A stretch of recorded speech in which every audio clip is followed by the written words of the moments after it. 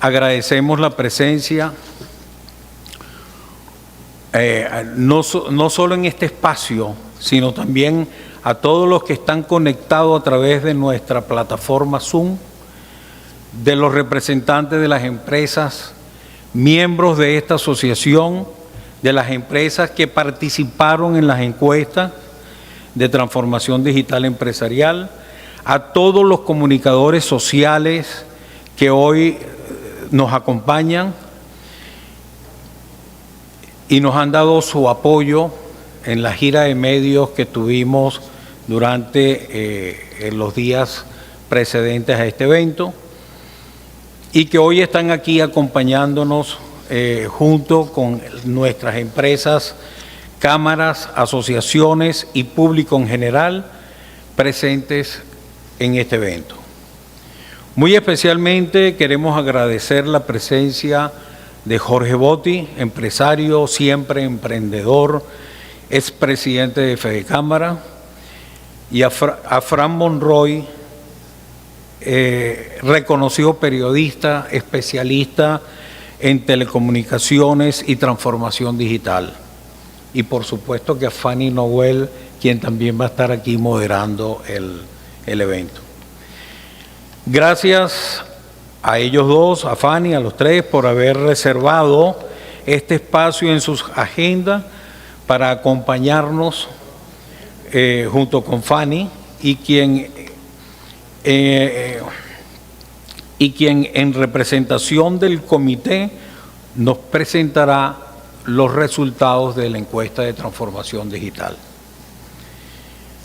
Fanny es licenciada en Relaciones Industriales, con más de 20 años de experiencia liderando e implementando planes estratégicos, tácticos y operativos en diferentes países, regiones y culturas en los sectores de alimentos y bebidas, automotriz, farmacéutico, reconocida por la revista Gerente entre las 100 gerentes más exitosos de Venezuela, conferencista, articulista y consultora, magíster en Administración del Trabajo y Relaciones Laborales y exdirectiva de este grupo de Relaciones Industriales. Sin más, quiero dejar a Fanny para que dé inicio a este evento. Adelante, Fanny. Muy buenas tardes. Bueno, muy complacida de que el día de hoy podamos dedicar espacio a un tema tan trascendental como lo es la transformación digital. No solamente por su impacto en lo empresarial, en lo económico, en lo productivo, sino también en lo social, por temas de sustentabilidad, sostenibilidad y empleabilidad. Y quiero iniciar puntualizando 5 claves fundamentales. La primera, la transformación digital se vive, no se implementa. No es un conjunto de herramientas y aplicaciones para hacernos más modernos. Es la transformación cultural para hacer cosas diferentes, donde uno de los retos es poder consolidar redes de equipos dispuestas a hacer las cosas de manera diferente y donde el liderazgo y directores organizacionales deben ser los primeros en involucrarse, en modelar el cambio y promover la innovación y la creatividad. Sobre este tema es importante entonces puntualizar que transformación digital es cambio. Y el Foro Económico Mundial en el 2022 identificó entre los riesgos globales más importantes 3 vinculados a la transformación digital. El primero, la desigualdad digital o exclusión digital, bien sea por acceso a la conectividad o por falta de competencias digitales. El segundo, la seguridad cibernética. Y el tercero, los avances tecnológicos adversos que han impactado nuestro bienestar y nuestra salud mental. Cabe destacar que en la agenda de enero del 2021 del Foro Económico Mundial hubo una mesa extraordinaria donde instaron a las empresas a tener como prioridad en sus agendas la gestión de la salud mental, producto del impacto que hemos tenido, pandemia, pospandemia y todo el entorno digital. Adicionalmente, otro dato importante y un elemento de conocer es que en el 2016, cuando todavía no estaba la pandemia y pensábamos que los cambios tenían una proyección al 2030, solo que se anticiparon en 5 o 10 años, se creó el Instituto de Inteligencia Digital. Y desde el Foro Económico Mundial, a partir del año 2017, empezó un movimiento de DQ for Every Child, inteligencia digital para cada niño. ¿Pensando en qué? En que si las brechas digitales se siguen manteniendo en el tiempo, el impacto social y de inclusión, sobre todo en los países con menos acceso, es de gran impacto. Ahora bien, ¿qué es la inteligencia digital? Nos podemos preguntar. Y aquí es donde hay una relación muy vinculada con el sector y todos los que hacemos vida en general de desarrollar. Es el conjunto de habilidades y destrezas cognitivas, sociales y emocionales para hacer frente al entorno digital. Es saber que la identidad digital es como nuestra cédula, que lo que hacemos o no hacemos deja trazabilidad, que cuando escribimos nuestro nombre o el de nuestra organización en la red, va a salir información. Tener conciencia de eso. Adicionalmente, es poder gestionar el tiempo que invertimos en tecnología porque el exceso nos está impactando en la salud y el bienestar. Es saber administrar la privacidad de los datos, la protección y la seguridad digital. Es hacer empatía digital, construir relaciones en la red saludables.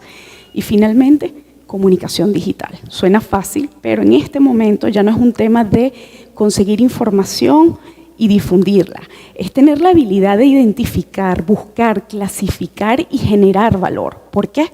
Porque estamos frente también a la infoxicación, el exceso de información que también nos afecta. Viendo todos estos elementos, entonces vamos a puntualizar. Transformación digital tiene 3 elementos claves. Procesos, P de procesos, P de personas, T de tecnología. Nos preguntamos, a nivel de procesos, ¿qué estamos haciendo y qué podemos mejorar? Para entonces, a través de la P de personas, poder generar el cambio y apalancarlo en la T de tecnología. Dicho todo esto, es importante señalar que la madurez digital de cada organización va a impactar en su transformación y su disrupción. Y el uso no de los recursos en los que se apalanca, como la Big Data, es decir, la tecnología de datos para poder interpretar y ágilmente tomar decisiones. La tecnología en la nube, ese acceso remoto seguro, el Internet de las cosas, esos dispositivos físicos que emiten y reciben información y que en las áreas productivas son claves para la toma de decisiones. El Internet, lo que es la realidad ampliada que estamos viendo a nivel de clientes y también de experiencia de trabajador, donde se potencia esa interacción. Y finalmente, la articulación de todos estos multicanales a través de una gestión.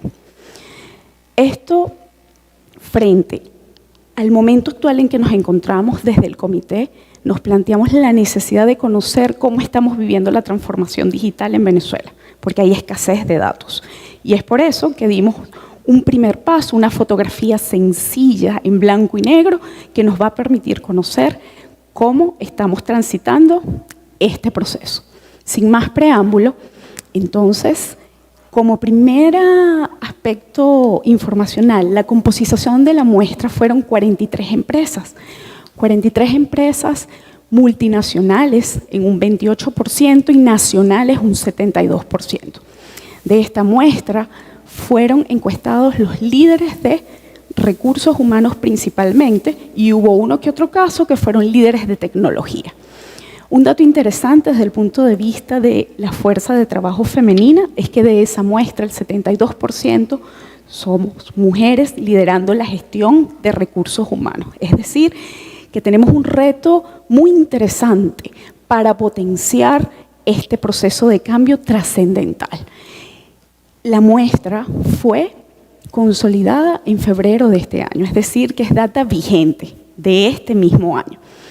Y aquí quiero hacer acotación de algo muy interesante cuando vemos el reto que tenemos, y es la invitación de Talentum Latam 2021, donde se reseñan los escenarios de la Revolución Industrial 4.0 a través de Paul Rosillón, y hay la propuesta de una agenda para el nuevo liderazgo de recursos humanos en entorno digital. Es un decálogo de 10 reflexiones que básicamente nos invita a visualizar nuestro rol como agente de cambio y aliado en este proceso.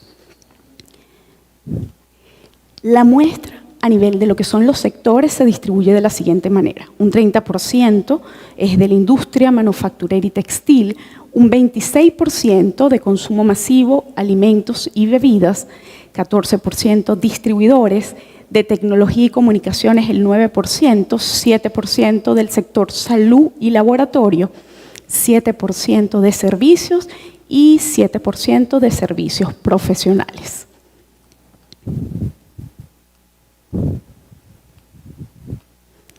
¿Cómo estructuramos esta fotografía sencilla en blanco y negro? A través de 4 grandes áreas. La primera fue poder conocer cuál es esa visión general que hoy se está manejando en las empresas con respecto a la transformación digital. La segunda, cómo es esa aplicación en las áreas productivas. La tercera, la aplicación en las áreas administrativas y finalmente la relación con terceros, entendiendo clientes o trabajadores.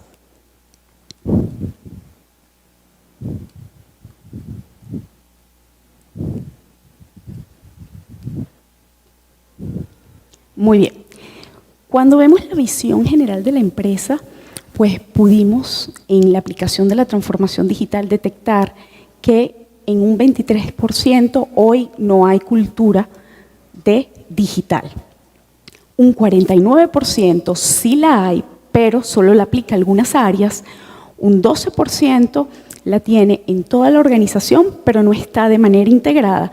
Y finalmente un 16% la maneja de manera integrada. Aquí como datos importantes y partiendo del impacto de personas, procesos y tecnología en cultura organizacional, es que el no tener esta cultura, hay un dato muy interesante a nivel de lo que es la agenda digital de América Latina y el Caribe y el Centro Económico de América Latina y el Caribe del 2020, donde 40% de la población de Latinoamérica tiene conocimientos básicos de informática. ¿Qué significa esto? Para efectos de su renglón, que tienen la destreza solo de hasta enviar un correo, pero más allá en aplicaciones y desarrollo, no. Lo digital tiene una agilidad muy rápida. Para algunos es mucho más fácil que para otros. Por eso el poder propiciar, el desarrollar esta cultura es un tema de inclusión y desarrollo digital. Asimismo, en el 2020, el Foro Económico Mundial puntualizó que las empresas más competitivas serán aquellas que entrenen y desarrollen el personal vigente, porque la escasez de talento no es un tema solo de Venezuela, es mundial. Y con las nuevas competencias digitales se acrecentó aún mucho más. Luego, cuando nosotros damos una mirada a el presupuesto para el 2022 que se tiene previsto en materia de transformación digital, vemos que el 49% de las empresas no hay partida presupuestaria. Un 39% la hay, pero en algunas áreas, y el 12% hay partida presupuestaria para toda la organización. De este renglón, de este 12%, el 16% maneja un rango de $20.000 proyectados para el 2022. Aquí es importante acotar que si partimos de esa transformación digital de procesos, personas y tecnología, aquí está involucrado lo que es también ese desarrollo de competencia. Entonces, qué importante el poderlo proyectar y acompañar.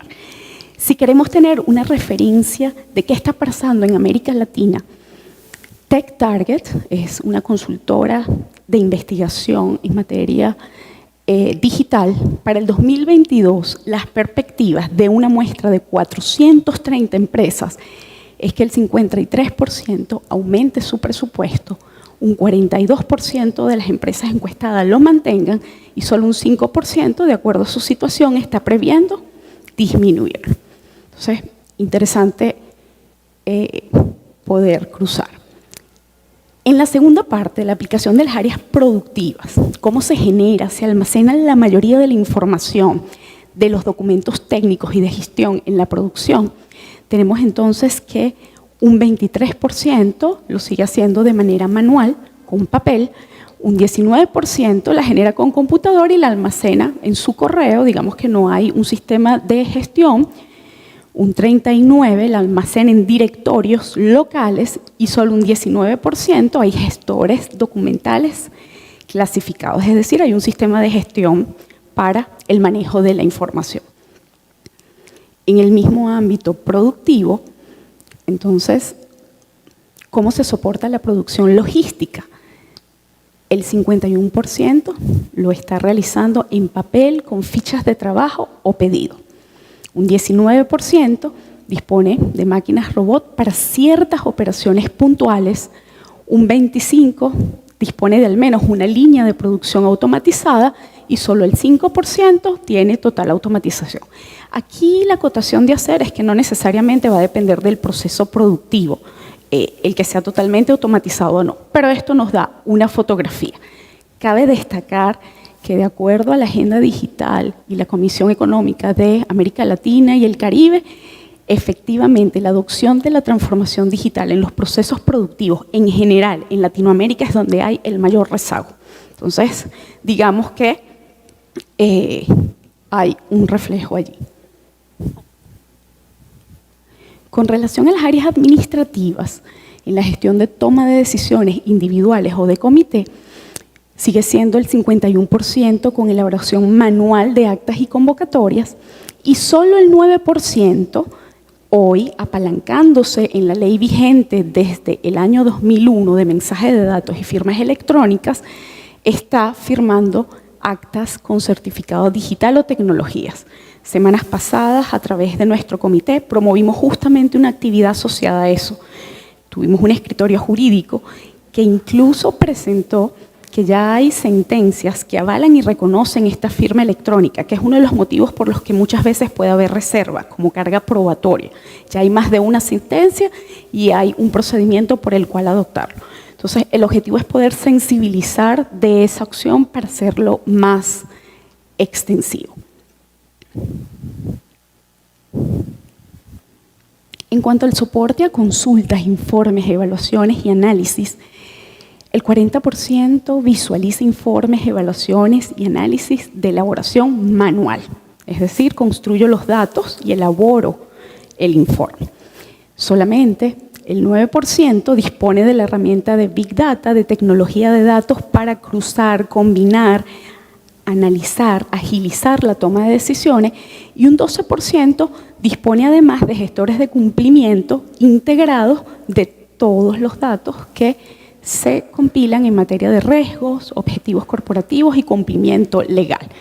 La proyección para Latinoamérica en este año de la misma muestra es ir en un 69% la automatización, es decir, invertir para dejar que los procesos sean menos manuales. En cuanto a la aplicación de terceros, que es la cuarta parte de la encuesta, en cuanto a tramitación comercial y atención al cliente, el 19% lo hace a través de atención presencial, tienda, agencia, delegación o despacho. El 67% dispone de sistemas de venta y atención no integrados, es decir, tiene distintos canales como web, telefónico, chat, mensajería. Sin embargo, para la ejecución se requieren algunos pasos aún presenciales. El 9% dispone de sistemas de atención al cliente multicanal sin requerir la presencia física y solo el 5% dispone de este sistema más la conexión integrada con los demás canales, es decir, la omnicanalidad. A nivel de lo que es relación con trabajadores, entonces pudimos recoger que el 12% aún mantiene lo que es la comunicación y peticiones a través de papel. Un 42% algunas solicitudes vía telefónica, un 41% tiene soporte digital para los procesos administrativos, como nómina, vacaciones, evaluaciones, y solo el 5% un soporte totalmente integrado y en línea. ¿Qué podemos destacar a partir de estos resultados? Que definitivamente es necesario seguir propiciando espacios para fortalecer la reflexión, la difusión, la sensibilización en cuanto a gestión sin papeles, reemplazar lo manual, sin presencia donde sea posible, porque no todas las posiciones ni todas las organizaciones pueden manejar la no presencialidad, va a depender de sus características, la automatización, digitalizar el conocimiento, la multicanalidad y la integración de esos canales varios para llegar al máximo nivel de omnicanalidad. Aquí se hace necesario el cierre de brechas digitales, porque como lo puntualizábamos al inicio, el proceso de cambio y transformación va a requerir de esas competencias. Como reflexión de cierre, Hugo Urdaneta, miembro del equipo, sociólogo de HU Consulting, la invitación es: Recursos Humanos necesita vivir un profundo cambio de transformación, hacernos conscientes de la oportunidad valiosa que tenemos de impactar en este proceso de cambio, para ser ese aliado estratégico que hoy necesita la economía digital. El desafío está en diseñar propuestas de valor que contengan liderazgo, estructura, tecnología, procesos, sistemas y talento alineados a los nuevos modelos de negocios digitales, por lo que la inversión en desarrollo de competencias se hace vital. Pudiésemos poner en la reflexión que donde existen las barreras del cambio digital o hay un apego muy de sesgo inconsciente a la presencialidad, pudiese haber una parálisis con respecto a este aprendizaje tan acelerado que nos demanda esta era digital.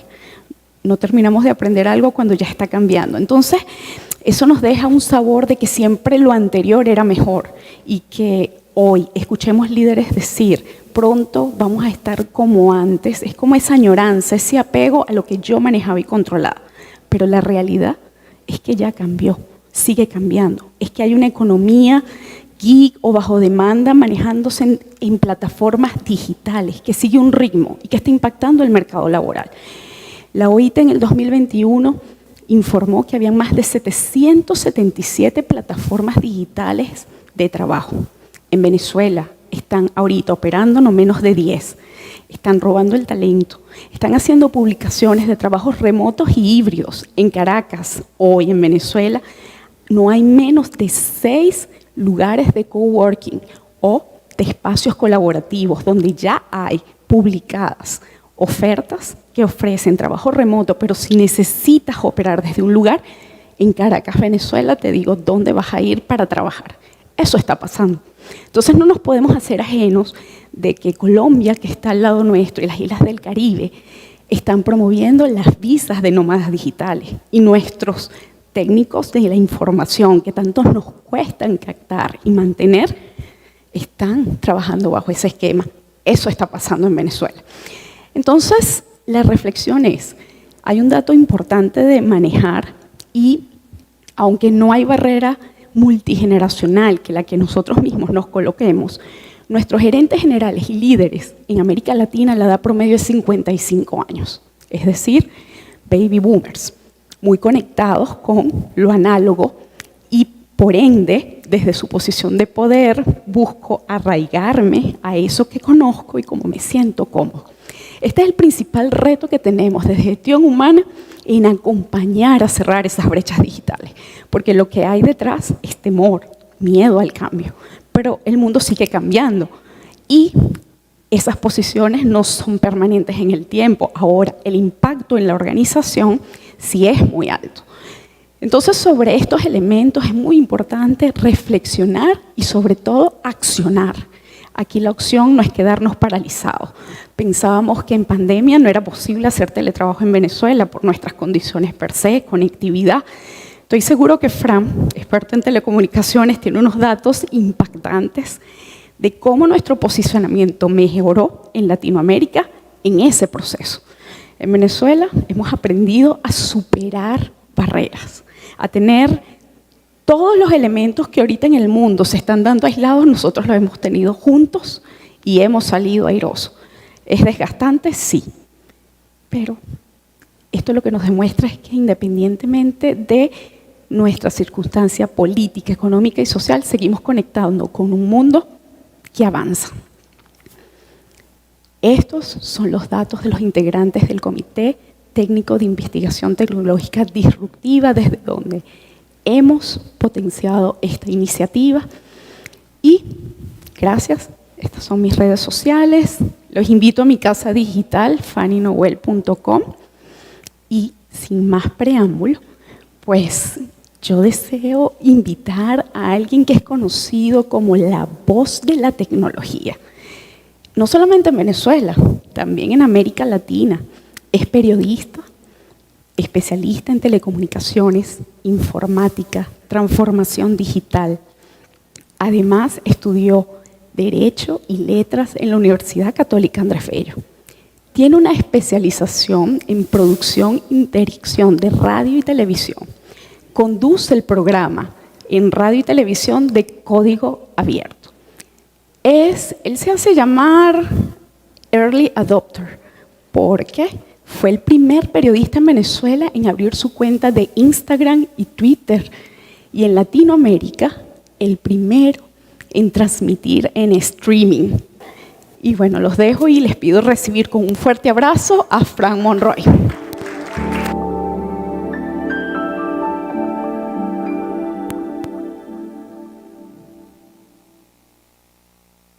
Pues para mí muchos de ustedes significan mucho, cada uno en un pedacito de mi corazón valenciano. Pero les cuento, ¿qué es lo primero que tenemos que saber de la transformación digital?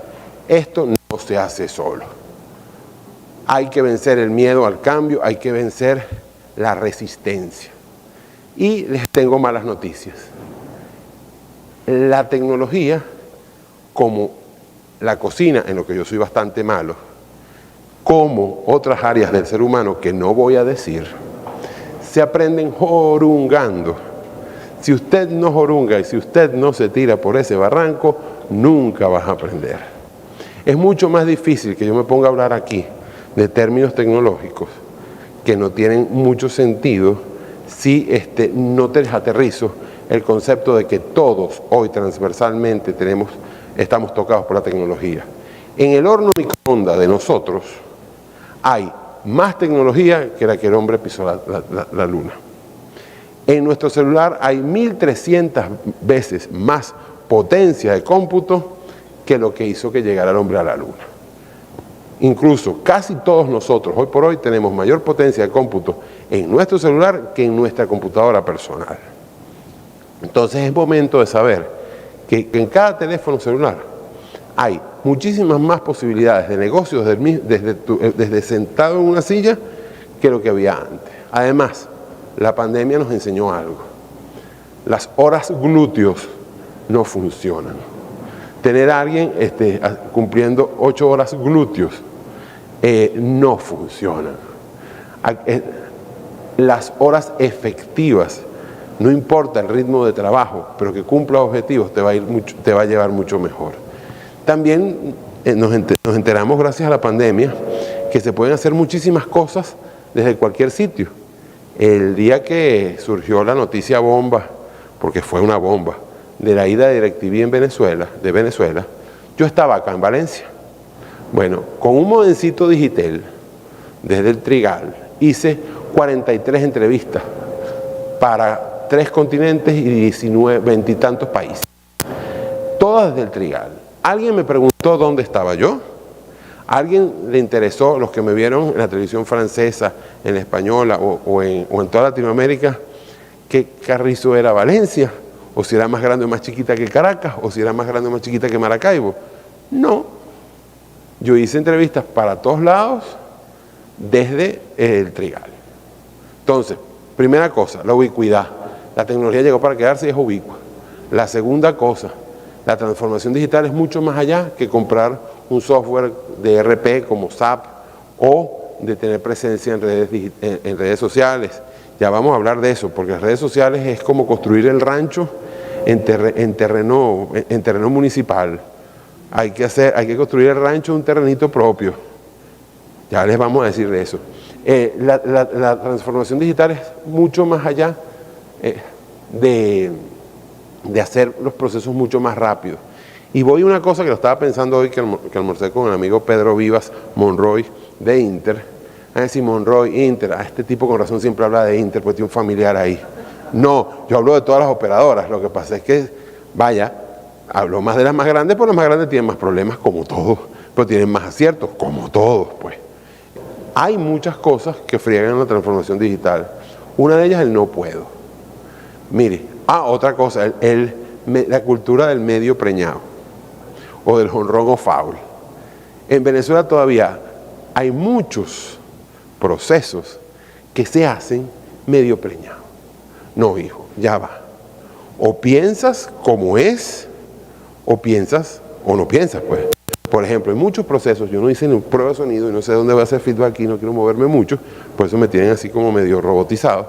Pero hay muchos procesos que nos dimos cuenta durante la pandemia que eran absolutamente innecesarios. Las empresas de telecomunicaciones lograron saltar una barrera, simplificaron muchas de estas cuestiones, aunque yo admito que todavía me hace falta un call center que yo pueda decirle, mira, vale, porque Inter falla. No, Inter no falla, no. ¿Por qué las empresas por qué falla esto? ¿Cómo cambio mi cuestión? Eso también, las redes sociales también han logrado una cosa interesante. Han logrado que la información cambie y que los voceros cambien. Ahora es muy sencillo. Yo tengo a Jorge Botti a un DM de distancia. Pasa algo, mira Jorge, cuéntame esto. Tengo como a 4 presidentes de cámaras a un DM de distancia. Antes no, antes eran unos tipos que uno tenía que ir a perseguir allá al bosque, a preguntarles, mira, ¿será que me da una audiencia? Ahora no, ahora con WhatsApp. Mira, WhatsApp es la gran mina de oro de información. Tu teléfono no vale lo que cuesta el teléfono. Tu teléfono vale lo que cuesta tu WhatsApp. Y las conexiones que están allí. El link o los links y el hacer networking, aparecer en radares. Aquí tengo un caso interesante, por ejemplo, networking. Aquí hay un muchachito en esta sala que lo estamos coachando desde hace como 3 años y que va a ser un tremendo periodista deportivo, señor Santiago Cartaya. Muchachito, hay un bojote de gente que lo estamos amasando para que sea un tremendo periodista deportivo, pero que tiene algo interesante. El muchacho maneja redes, el muchacho está recién graduado, pero intenta aparecer por los radares de todo el mundo. Y mira, ahí tienes un caso. El networking es la cosa más importante. El networking tiene 2 lecturas, la de victoria y la de derrota. Si un tipo que piensa como una victoria, piensas que el networking es demasiado positivo y necesario. Si piensas negativo, es que ahí no se puede. Es que si tú quieres tener un programa en radio aquí en Valencia y quieres ir para Max 929, ahí hay que tener palanca. Ahí tienes que ser amigo de Wilmer o de Rafael o de Mauricio. No, arme su demo y aquí lléveselo como a 3 o 4 emisoras, nunca se sabe. La transformación digital no puede ser procesos. Le pongo un ejemplo que lo estaba hablando con Jorge en su programa ahorita en La Romántica. Fíjense cómo han cambiado el mundo. En el año 98 surgió una tremenda crisis reputacional que sobre todo impactaba a Valencia. Firestone con Ford eran un matrimonio bastante difícil. Con los vehículos Bronco empezó a crearse la matriz de opinión que las Broncos se volcaban si tenían caucho Firestone. Ok, esa crisis reputacional fue un caso de éxito para Firestone y para Ford porque fue detenida en 36 días. Hoy en día, con el advenimiento de las redes sociales, si tú no paras una crisis comunicacional en 18 horas, estás muerto, estás frito. Y mira, y ni que contrates a la señora Weissmuller, es decir, la mamá de Tarzán, va a resolver nada. Porque precisamente pierdes la oportunidad del primer clic. Entonces, hay que mejorar. O sea, primera cosa, usted quiere empezar transformación digital. Digamos que usted es una marca personal. Ajá. ¿Por dónde arranco? ¿Usted todavía manda currícula? No, está LinkedIn. LinkedIn es la red más subutilizada en Venezuela. LinkedIn es donde ocurren el 70% de las votaciones en Estados Unidos. Pero les decía, la primera cosa que tú tienes que hacer es, ¿qué vas a hacer con tu visión? ¿Qué estás haciendo contigo como producto y para dónde vas? Esto aplica para las corporaciones y aplica para las marcas personales. Entonces, construyamos nuestra marca digital. Tenemos que crear una cultura comunicacional digital. Todos somos una marca, todos comunicamos y todos somos un producto. Entonces, hay que tener nuestro propio manual de marca. No solo nuestro primero, ni puedo hacer feedback aquí si yo estoy lejos de aquí. Nuestro propio manual, nuestra propia definición de qué dice la marca, cómo la dice y qué no dice, qué valores no son negociables. Entonces, a eso sí tenemos las redes sociales. Ok, tenemos que tener un perfil coherente en nuestras redes sociales, un perfil igualito, un correo corporativo coherente. No puede ser que tu correo sea lamasabrosona47@gmail.com. Por ahí no van los tiros. Con lo que te compras un vaso de chicha, pero los hay. Mira, con lo que te compras un vaso de chicha, en cualquier lado compras un dominio.com. Con lo que te compras 2 cachitos, compras un hosting por un año. Esa es tu primera parcelita propia, tu terreno propio digital. ¿Por qué digo tanto lo de terreno propio? Ok, uno tiene que empezar a tener su información controlada, en la mano. Porque uno puede hacer mucho contenido en redes sociales y de repente, ¿qué pasa si la red social se acaba? O, por ejemplo, te hackean, o si, por ejemplo, te roban, que está pasando mucho el phishing. Después les voy a explicar aquí todo eso si me da tiempo. Entonces, si tú arrancas con una información, o si tú arrancas con un terreno propio, y además que además sea el centro de tu estrategia digital, allí vas bien. Pregunta tonta que no sean de los que trabajan en cuestión corporativa. ¿Cuántos aquí bueno, menos los de la cámara, que los vi que todos tenían página, pero cuántos de ustedes tienen una página personal de ustedes con dominio y con, bueno, el señor Rafael, que es un hombre serio? Fíjate un detalle interesante. Él tiene unas reflexiones que manda por distintas vías, por audio y por WhatsApp. Ajá. Fíjate, yo me atrevo a decir que esas reflexiones llegan más lejos que el programa de radio que tiene. Ojo, que el programa de radio está muy interesante, pero funcionan porque son transversales. Y él las hace con un principio que también aplica a la transformación digital: ser una persona local. Actúa local. Otra vez, no tenemos fronteras.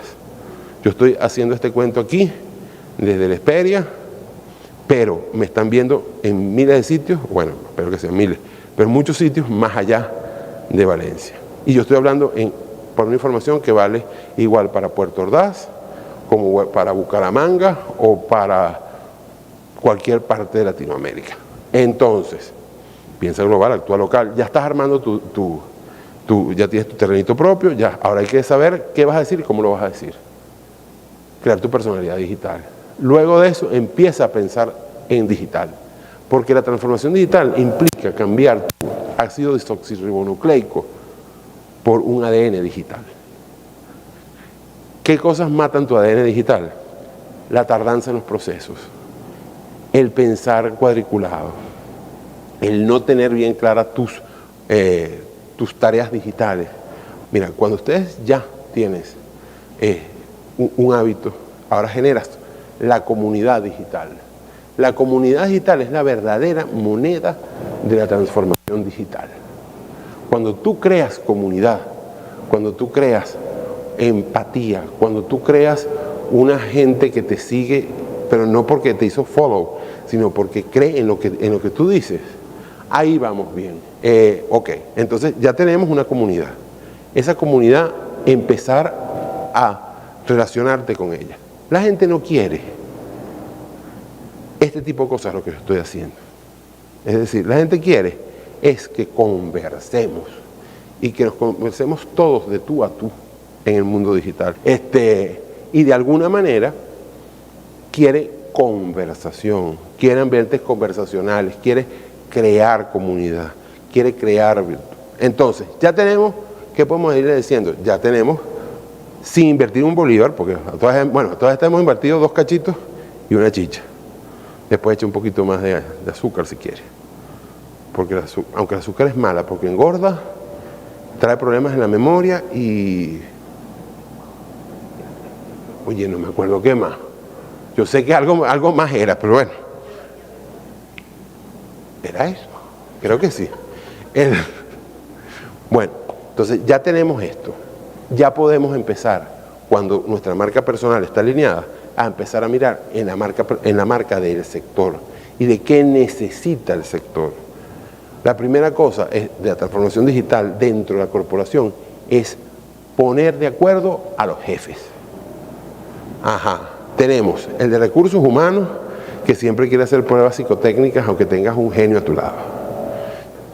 Entonces, recursos humanos, con tecnología, hay que empezar a hacer los procesos más expeditos.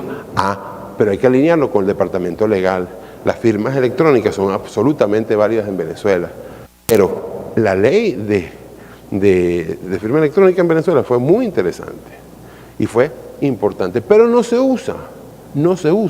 Ok, entonces, hay otra cosa. La gente tiene la percepción en Venezuela que no está regulado los delitos informáticos. Y resulta que el CICPC tiene uno de los mejores cuerpos, o sea, de todo el CICPC, una cosa que mejor funciona es la división de delitos informáticos. Ok, entonces cuidado con eso. No porque estés en internet y te puedas escudar en un supuesto anonimato, no estás dejando pistas por todos lados. Mira que a veces me da mucha risa cuando la gente te insulta y deja parte de su ADN digital regado por allí. Bueno, ¿qué más les puedo ir diciendo para ir cerrando acá? Ya cuando tienes a la empresa alineada, vamos a ver cuáles son tus procesos medulares que no puedes cambiar y cómo tus procesos medulares los puedes cambiar para convertirlos en más eficientes. Porque a veces hay procesos que no puedes cambiar medularmente, cambiar con tecnología, porque son cosas que bien sea por el marco legal, por la normativa del regulador o por simplemente una cuestión lógica no puedes cambiar. O sea, ¿qué tanta tecnología le puedes poner tú a un pan artesanal? No es que la panadería no sea es un arte maravilloso, pero ¿hasta qué punto le puedes hacer una transformación digital? Pero el cómo recibe el dinero, el cómo recibe los pagos, el cómo, por ejemplo, se mete a vender su mercancía en criptomonedas, o cómo hace un delivery para llegar más lejos, o cómo aumenta su producción, sí se puede. El mismo hecho de la cuestión publicitaria. Hoy en día tú puedes manejar, cuando yo estaba chiquito, hace no mucho, todo el mundo veía Sábado Sensacional, y Amador Bendayán era una absoluta figura respetada. Ahora yo le hago la pregunta, por ejemplo, a cualquiera de ustedes, ¿cómo se llama el animador de Sábado Sensacional? ¿Alguien sabe? Henry Silva. Henrys, porque además se llama así, Henrys Silva. Pero ves cómo pierde, anunciar en Sábado Sensacional, te decían, te van a ver 10 millones de personas. Pero si tú estás vendiendo un producto que realmente solo necesitan, o sea, su máximo capacidad de producción son 30 Jaguars o 50 Ferraris, oye, bueno, puedes hacer branding, perfecto, pero, ¿para qué vas a desperdiciar tanto? Hoy en día con las redes sociales puedes targetizar perfectamente a dónde va tu aviso publicitario. Hombres de 30 a 35 años que usen esta crema de afeitar. Entonces, eso por cierto significa que los medios tradicionales están en problemas. No, la radio tiene 100 años muriendo y ahí está. Y el teatro, que empezó como prácticamente un medio de información, tiene 25 siglos ahí. Y nadie dice, ¿cómo que el teatro va a morir? Miren, la pandemia hasta por Zoom tuvimos teatro. Una cosa interesante también, por favor, revisen su conexión a Internet y sepan qué les sirve y qué no.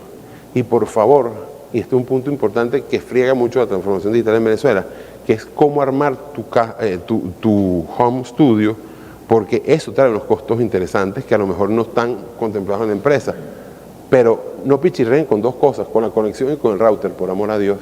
El 52% de los problemas de un usuario vienen del router. Cada vez que digo esto me caen encima, pero es una tesis que tengo en mi mano de Urbe, de la Universidad Rafael Belloso Chacín de Maracaibo.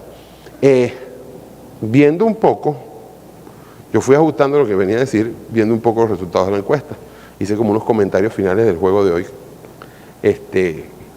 Y si les digo algo, si vamos a emprender en este momento, vamos a conseguir herramientas mucho más interesantes que hace 5 años y posibilidades de negocio globales mucho más importantes que hace 10 años. Lo que necesitamos es, como todo en la vida, 3 cositas. Preguntarnos qué vamos a hacer, cómo lo vamos a hacer y cuándo empezamos.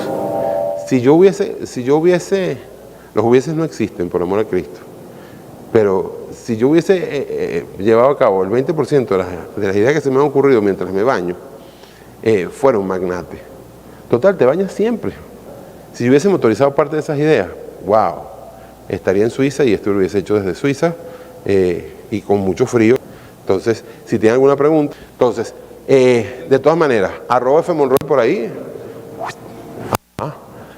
Chao. La idea de esto, o sea, lo más que quiero yo acá es hacer networking. Con los que están online, @fmonroy, por favor, por DM o Twitter o sea, Instagram, cualquier red, escríbanme, quiero saber quiénes son ustedes, que desafortunadamente no puedo saber quiénes son ustedes. A los que están aquí, a muchos los conozco porque los quiero mucho y saben que sí, y saben que son recuerdos importantes de Valencia y recuerdos importantes de esta historia que hoy empiezo a vivir en Valencia, porque hoy estoy en el primer día de mi nueva historia en esta ciudad. A esta ciudad la amé, como amé a mucha gente acá, donde tuve una familia, donde tuve muchas cosas bonitas. Entonces ahora en este futuro estoy escribiendo, hoy es la primera página de mi nueva vida en Valencia. Entonces me encanta tenerlos acá, las caras conocidas que quiero, y a los que están online, estamos a la orden por aquí, y la idea es eso. Mientras más networking, siempre te va a ir mejor. Recuerden que es la única manera de saber para dónde van los tiros. Y los dejo con un hombre serio, como Jorge Botti. Entonces, pase usted, señor. Nuestro próximo invitado es venezolano realizando actividad empresarial en Venezuela. Administrador egresado de la Universidad Metropolitana, con experiencia en planificación tributaria y fiscal de la firma Deloitte. Cofundador de empresas en los ramos ferretero, insumos de telecomunicaciones y víveres. Expresidente de las cámaras Ferretera, Consecomercio y Fedecámaras. Hasta el 2013, directivo del Centro de Divulgación Económica de Venezuela. Charlista del quehacer empresarial y divulgador de las ideas Libre Empresa. Un aplauso para Jorge Botti.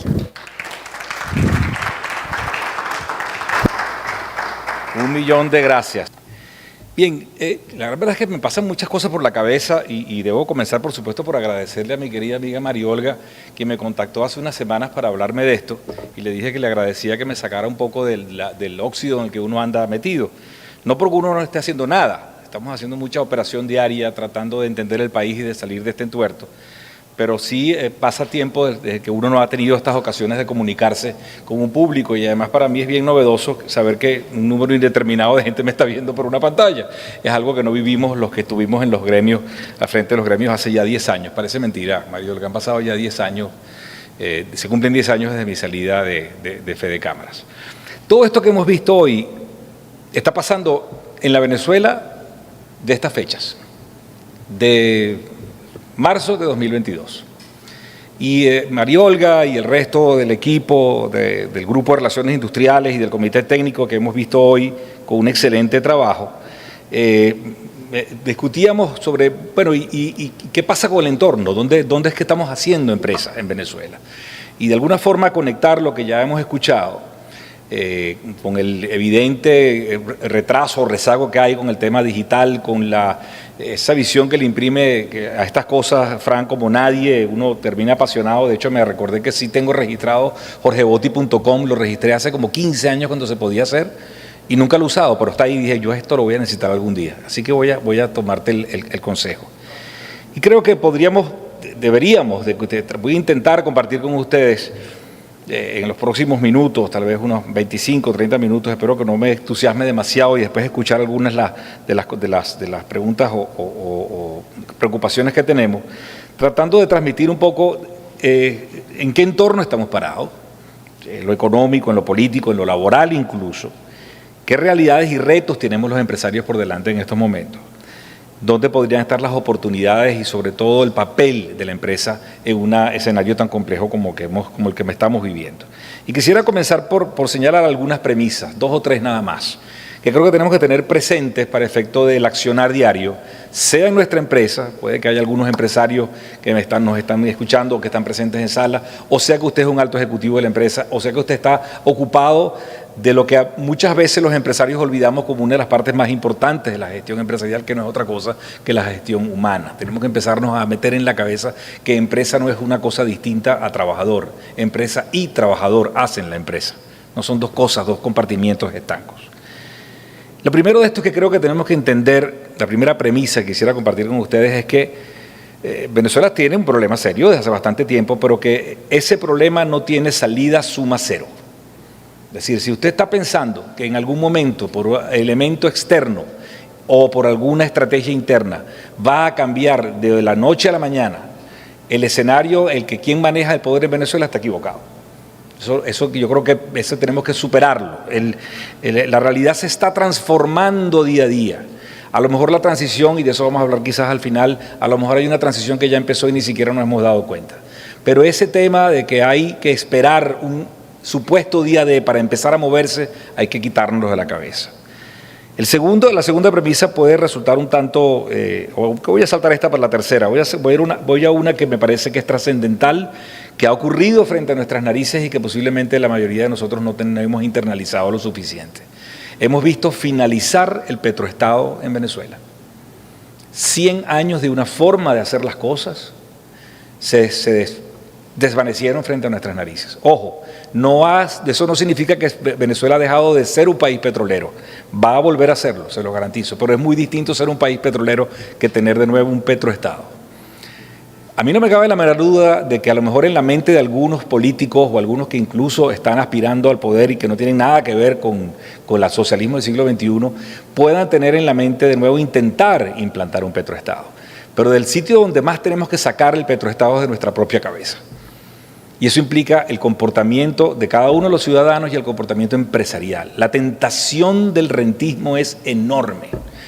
Yo tuve la fortuna, además fue una experiencia formidable, de dirigir durante 5 meses todo el sector de economía productiva, que no incluía el área petrolera, de Plan País, del famoso Plan País. En alguna ocasión me reuní aquí también en Valencia y me impresionó mucho cómo ver que en esas discusiones que teníamos con los actores económicos, reiteradamente volvía una y otra vez el tema de el Estado tiene que resolverme tal cosa. No es que el Estado debe hacer tal cosa por mí y debe buscar los recursos. Ahí hay un síndrome de que todavía el petroestado está en la mente nuestra. Y eso es un elemento que tenemos que entender como una premisa que se terminó, se acabó. El tercero puede ser una premisa que resulte un poco polémica, que es que a mi juicio no es viable el modelo chino en Venezuela. Eso no significa que haya un modelo chino chimbo, pero el chino creo que es inviable. Cuando China se abre al mundo a finales de los años 80, China fue recibida por los mercados internacionales de brazos abiertos. A muy poca gente le interesaba si había allí o no democracia o libertades políticas. Ese no es el escenario de Venezuela. Venezuela ha dado este giro, del cual hablaremos ahora en unos minutos, una especie de reforma casi que inhumana de mercado, porque se hace sin apoyo de logística y de apoyo a planes sociales ninguno, pero hemos vivido esta apertura en los últimos 3 años. Se cumplió justamente hace poco, el 7 de marzo, los 3 años del apagón, que a mi juicio marcó un antes y un después en el tema de la apertura, entre comillas, venezolana. Pero mientras nosotros tengamos sanciones económicas, imposibilidad de tener acceso a los mercados financieros internacionales, imposibilidad de recomponer el perfil de nuestra deuda, de recibir ingentes recursos, nosotros no vamos a ver un milagro como el de China, que tiene 25, 30 años creciendo, en su comienzo hasta 20 y 25% interanual. Entonces, ese modelo chino que algunos pretenden vendernos, tal y como lo vimos en China, en Venezuela no es viable. Puede ser otra cosa, puede ser un modelo chino chimbo, y de eso vamos a hablar un poco más adelante, pero no ese. Otra premisa: lo que está de pie hoy en Venezuela es gracias a la iniciativa del sector privado. Los nuevos héroes de esta película somos, y lo digo con orgullo porque también uno lo es, los empresarios. Y los empresarios no son solamente los dueños de las empresas, todos los que de una u otra forma empujamos para que la empresa sea real. La magia, independientemente de lo que acabo de decir, de que ha sido un ajuste muy inhumano desde el punto de vista de quienes operan el país, pero la magia de lo que el mercado ha sido capaz de hacer en 3 años, solo por el hecho de que a los agentes económicos se nos dejó la libertad de poner precios y tener libertad de cambio, ha sido extraordinaria. Recuerden un poco, echen la película para atrás, comenzaron a dolarizarse los precios, todavía había régimen cambiario, pero se dolarizaron los precios a trocha y mocha. Decía, no, esto es imposible, esto no va a suceder. Comenzaron poco a poco a dolarizarse los salarios, y hoy en día ya estamos hablando de cómo retener personal y qué hacer con el tema de cómo dolarizar los salarios de los trabajadores. Cada día aumenta más la posibilidad de que esto suceda. De manera que yo creo que tenemos que sentirnos no solamente orgullosos, sino además entender que es una responsabilidad gigantesca, que lo que hoy está de pie en este país y funcionando en enorme medida es gracias al esfuerzo privado. Ya he comentado como otra premisa que hemos asistido a un ajuste macroeconómico, yo digo que cabalgando sobre el estómago de la gente. No creo que haya país alguno, salvo las transformaciones que ocurrieron posiblemente ni siquiera en Vietnam, tal vez China en su momento, de una transformación de apertura económica de una forma tan abrupta como la que hemos vivido, sin apoyo del famoso y vilipendiado Fondo Monetario Internacional, del cual todo el mundo habla mal, pero resulta que era el préstamo de un fondo monetario el que es necesario para tener planes sociales cuando uno hace un ajuste macroeconómico como el que ha vivido Venezuela en los últimos 3 años. Esa es una de las últimas premisas que quería compartir con ustedes. Hay algunas preguntas que me parece que son centrales, que nos hacemos todos los días para entender, insisto, el entorno en el que nos estamos moviendo para ver estas realidades de las que estamos hablando hoy. ¿Es viable una recuperación económica profunda en Venezuela? A mi juicio, si no hay un acuerdo y un arreglo político sobre las cosas fundamentales que manejan el poder, sí es viable, pero va a ser muy tímida. De hecho, adelanto de una vez que creo que uno de los riesgos más grandes que podemos correr, y eso no implica que no hagamos transformación digital, entre otras cosas, es que veamos que nuestro mercado va a permanecer enano, pequeño, durante mucho más tiempo del que hubiéramos deseado. Si vemos nosotros florecer en algún tipo de acuerdo económico que implique levantar o flexibilizar sanciones y avanzar hacia una apertura democrática, entonces no tengo la menor duda que vamos a ver explotar el milagro venezolano. Y vamos a ver cómo vamos a ver crecimientos de PIB interanuales que no me extrañaría nada que saltaran al 12, al 15 o hasta el 20%. Ese milagro venezolano podría estar a la vuelta de la esquina, pero no en estos momentos. La segunda pregunta que generalmente nos hacemos es si son posibles acuerdos parciales. No me quiero meter en profundidades digamos, en los intríngulis de lo que está pasando, porque tampoco tengo conocimiento pleno en la política venezolana, en la alta política y en los aparatos de poder. Pero lo que ha demostrado los hechos en los últimos 18 o 20 meses es que el avance a través de acuerdos parciales en lo económico y en lo posible, y en lo económico y en lo político, ha terminado imponiéndose como una realidad, nos guste o no. Hoy en día tenemos algunos actores, a quienes respeto y conozco a algunos de ellos personalmente, que señalan que está en marcha una estrategia de apaciguamiento de parte del sector empresarial, dirigido fundamentalmente por Fedecámaras.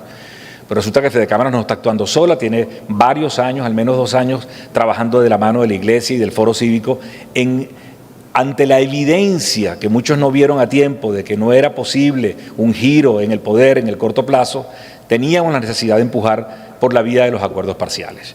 Desafortunadamente en el tema de lo económico no ha habido muchos acuerdos. Lo que ha sucedido porque el gobierno le da la gana hacerlo. Eso debo decirlo. pareciera abrirse la puerta ahora ante los últimos anuncios de la posibilidad de que haya acuerdos reales entre factores económicos y factores de poder. Y la tercera de las preguntas que yo sé que permanentemente está girando sobre nuestra cabeza es si verdaderamente esta apertura se va a quedar o llegó para quedarse, esta pseudoapertura de la que hemos venido hablando. Digamos, con Fondo Monetario o sin Fondo Monetario, hemos visto una apertura. Es verdad que hay leyes que no han sido derogadas y que siguen pendiendo sobre nuestras cabezas como una especie de espada de Damocles. Yo quiero decirles que, por supuesto, nadie puede asegurarlo, pero en mi opinión, de acuerdo a la información que se maneja y a la evidencia de que el control político ha prevalecido por encima del tema de haber liberado, entre comillas, la economía, no hay ningún elemento que nos señale que vamos a ir atrás.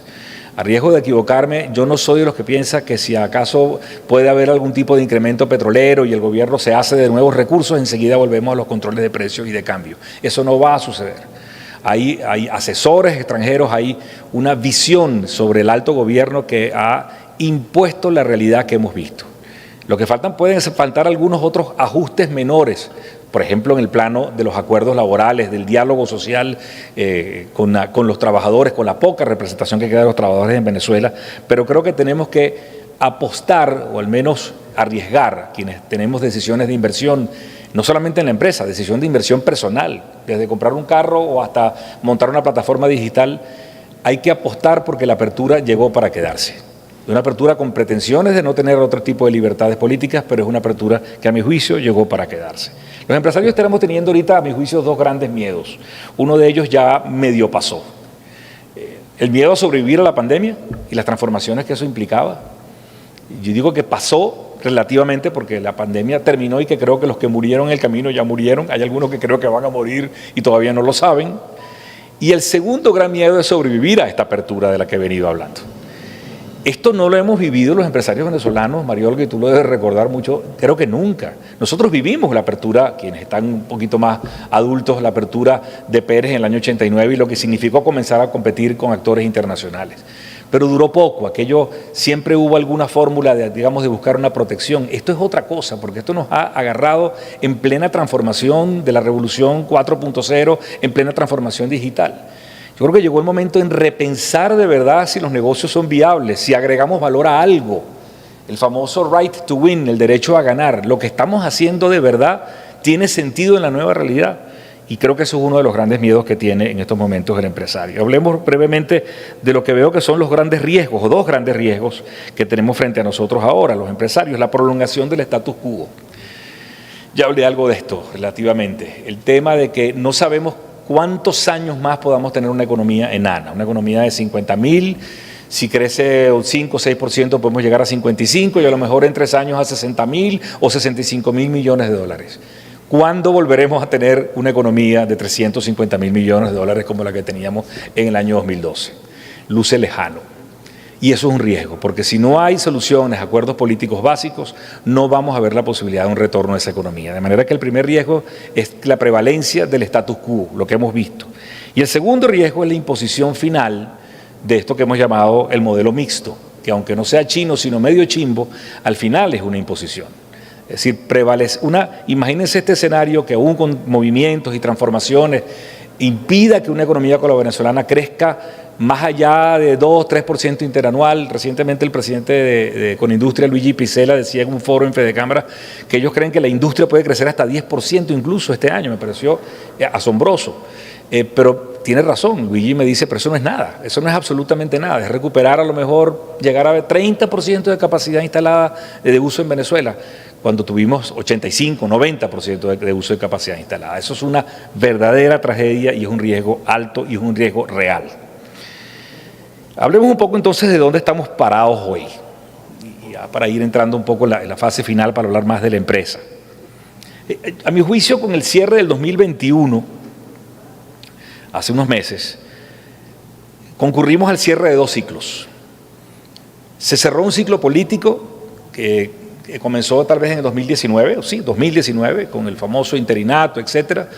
La esperanza de una salida rápida termina con el cierre de 2021 y con la elección de noviembre de 2021, a mi juicio, y cierra otro ciclo, un círculo económico, se cierra el ciclo de la caída económica de Venezuela. Después de 8 años de caída, 2021 tiene una primera recuperación.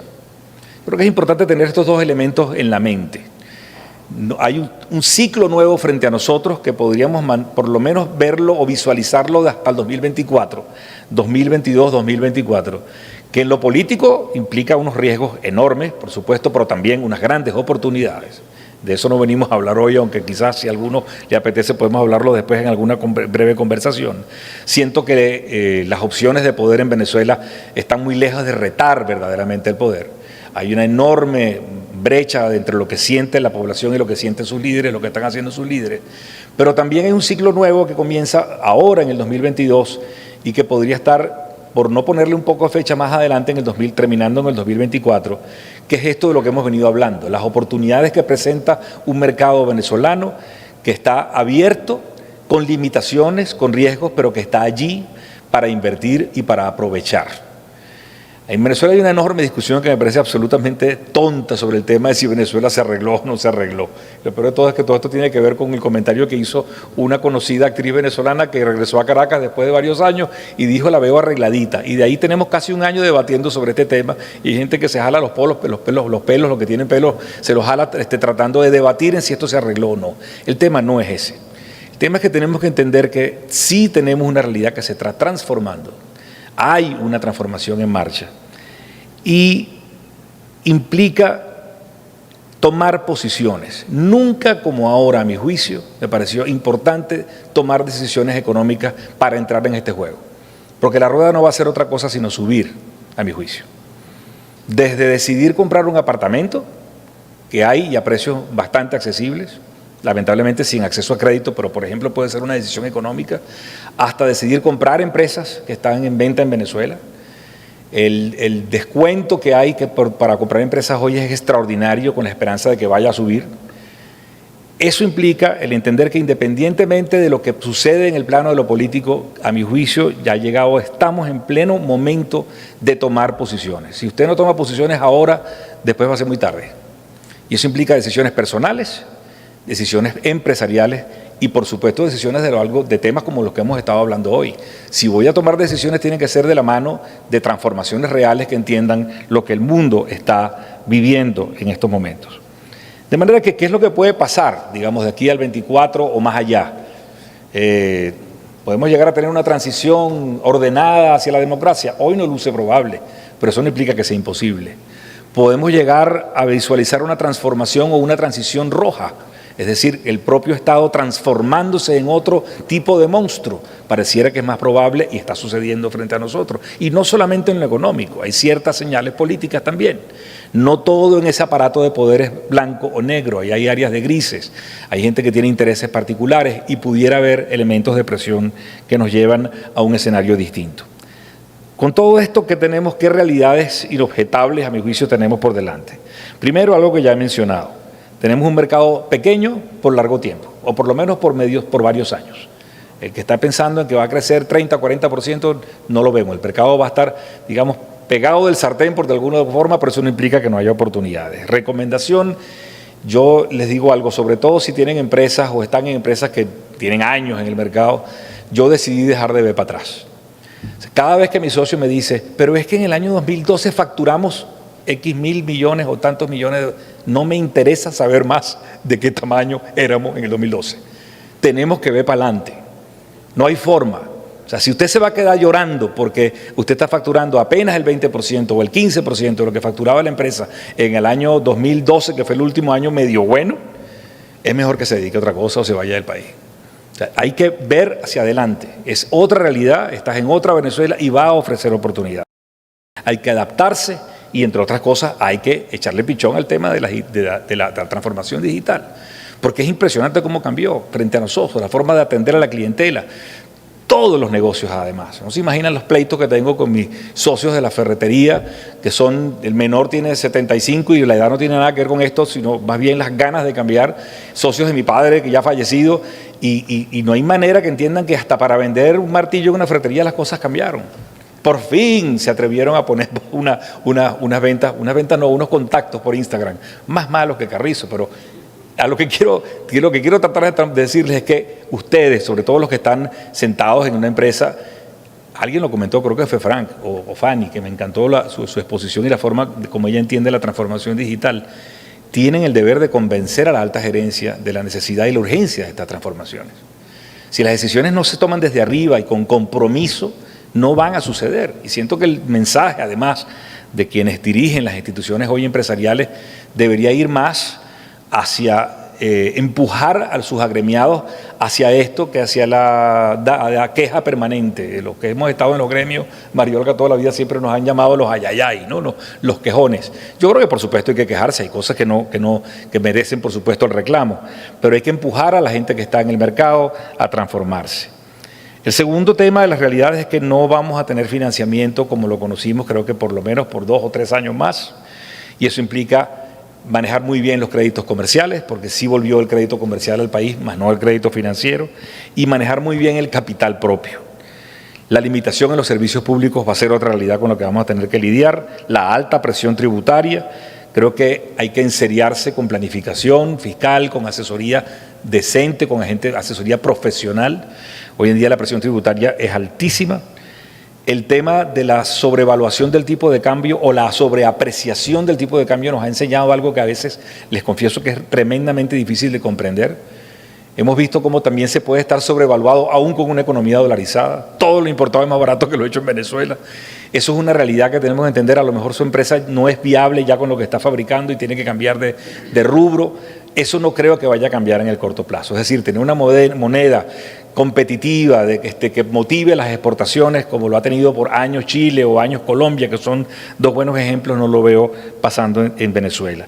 Y para finalizar, creo con este tema de las realidades, les confieso que muy pocos empresarios nos hemos estado dando cuenta, Fanny creo que lo mencionaba, de lo complicado que es hacer gestión humana y manejar el tema del personal en estos tiempos. Desde no saber ni cómo retenerlo o cómo contratarlo, hasta no entender cuánto hay que pagar realmente. El mercado se está transformando enormemente. Una pequeña empresa de telecomunicaciones que está en Valencia, voy a aprovechar, creo que voy a ver a mis socios esta tarde, es una pequeña empresa de suministros, lo pongo como un ejemplo personal, por eso creo que se repite día tras día en las empresas. Se va de la empresa después de 18 años que tenemos de fundada una muchacha de estas que hacían de todo en la empresa. Y pensábamos que la estábamos remunerando bien. Resulta que para buscar a alguien que tenga las capacidades que ella había desarrollado durante 18 años, que prácticamente manejaba todo, hay que pagar casi el triple de lo que estaba pagándole a ella. Y resulta que ese sueldo, esa cantidad que no voy a mencionar, es más de lo que cobra mi socio. O sea, esto cambió, pero de fondo. Si no somos capaces de transformar la empresa para generar ingresos y que tengamos verdaderamente noción de cuál es nuestro valor agregado en el sector de telecomunicaciones como suministradores de equipos, es preferible que busquemos otra forma de hacer y otra forma de hacer las cosas. Si no, la empresa va a terminar fracasando inevitablemente más adelante, pero con pérdidas aún superiores a las que estamos viendo. Ya entonces, para finalizar, quisiera algunos comentarios sobre el tema de las recomendaciones y las oportunidades, si se quiere, y los retos que tiene o el papel de la empresa privada en Venezuela. Uno de ellos, ya lo mencioné, que creo que tenemos que olvidarnos del día D. Venezuela todos los días se está transformando y hay que aprovecharla. Hay que repensar el negocio, hay que verdaderamente pensar si somos verdaderamente competitivos y entender los cambios y las tendencias globales que están cambiando. Tenemos que fundamentalmente entender que no hay papel más importante de una empresa que prevalecer, su propia prevalencia, estar abiertos.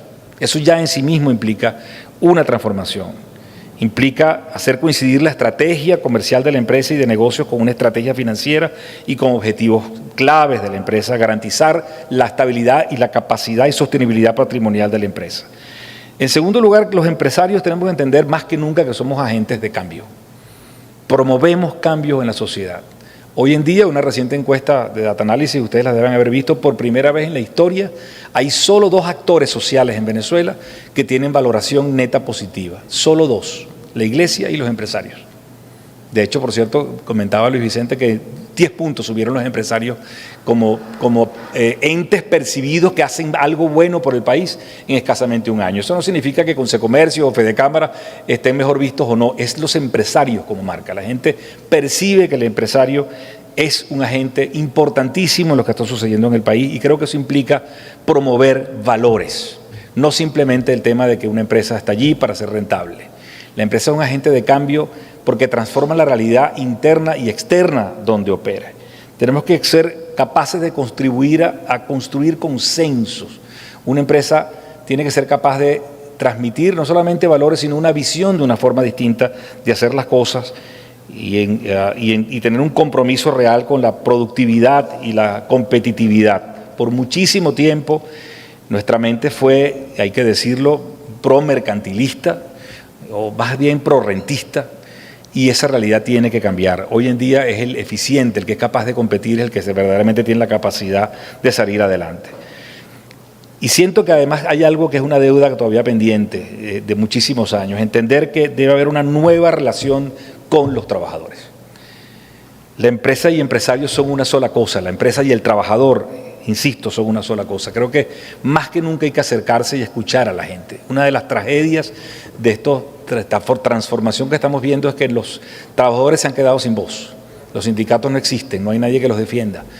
Nosotros los empresarios terminamos siendo casi que papás de nuestros trabajadores. Todo lo que pasa en la empresa, de alguna forma tenemos que atenderlos nosotros. Pero eso implica un compromiso enorme. La vinculación con el entorno y con la comunidad me parece clave en este entorno en el que estamos viviendo. Y quiero finalizar con un ejemplo que se me había olvidado, se me vino a la mente, pero cómo los tiempos siempre demandaban este tipo de unión y de acercamiento entre la empresa y su entorno y sus trabajadores. Vámonos unos cuantos años más atrás a los famosos saqueos del año 89. Y este es un ejemplo que además conocí de cerca porque era un cliente nuestro en la Ferretería Los Alpes, una pequeña ferretería en el cementerio, en Caracas. Esa calle del cementerio terminó devastada. La saquearon completa. El único negocio que estuvo en pie y que a que no le pasó nada fue a esa pequeña ferretería que tenía, no sé, 2 o 3 décadas allí. El señor, ya se me olvidó el nombre, fue gran amigo de mi padre, seguramente también ha fallecido, tengo años que no sé de él. Él no vivía en el cementerio, él vivía en Prados del Este. Pero él se ocupó de formar la primera asociación de vecinos del cementerio, y él la presidió, y empujó a sus vecinos a hacer las cosas bien y a trabajar por el cementerio. Él no era el que regalaba la pintura al final de año para que la gente en el cementerio pintara las aceras o las cosas bonitas. No, él se involucraba con lo que estaba pasando en el cementerio permanentemente. Sus trabajadores, que eran apenas 3 o 4 trabajadores, él siempre prefería contratarlos que fueran del cementerio y no que vinieran de otra parte de la ciudad. En varias ocasiones, eso me lo contó él mismo, a trabajadores que contrataba jóvenes para el mostrador, les pagaba los estudios o los ayudaba, y los muchachos se iban y contrataba a otro. Se convirtió en un ente de transformación permanente de esa pequeña comunidad. Ese señor estuvo protegido, fue el único negocio que no fue tocado en esos eventos del año 89. La gente los defendía, y la gente decía, según me cuenta él, un señor portugués bajito me decía: Oti, es que la gente salía a la calle y decía: no, a este no lo toque, este es de los nuestros. Creo que esos ejemplos nos sirven como referencia para entender que indistintamente del entorno y de los grandes problemas que hemos vivido como empresarios en los últimos años, hay cosas que prevalecen y que no cambian jamás. Valorar a la gente con la que trabajamos, vincularse a la comunidad que nos rodea me parece clave, y el momento de hacerlo es siempre, pero ahora más que nunca. Venezuela espera de nosotros mucho más de lo que hemos hecho hasta ahora, y la empresa puede hacer mucho más de lo que cree por un país muchísimo mejor que el que hemos vivido. Muchísimas gracias.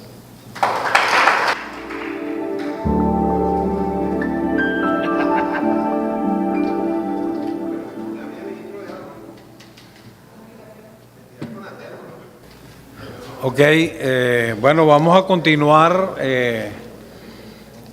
Llegó la hora de las preguntas y respuestas, que yo estoy seguro, tanto los que están presentes como los que están vía virtual, tienen muchas preguntas que hacer, porque es un tema definitivamente bien fascinante, ¿no? Así que yo voy a dejar acá para que dirija esta sesión de preguntas y respuestas. Hugo Urdaneta ya ha sido identificado en 2 o 3 oportunidades en lo que hemos hablado, pero bueno, Hugo es un gran conocedor de estos temas y gran estudioso de todo lo que es tecnología disruptiva. Es de HU Consulting, su firma personal, y bueno, adelante, Hugo.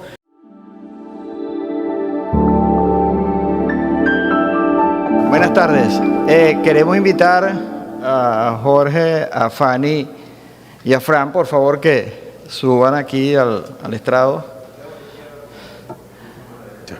Bueno, como es típico en estas presentaciones tan completas, de verdad, tanto lo que presentó Fanny, los resultados de la encuesta, la presentación de Fran y finalmente la de Jorge, creo que son tan claras, o sea, son presentaciones que dejan más bien muchas reflexiones que nos llevamos.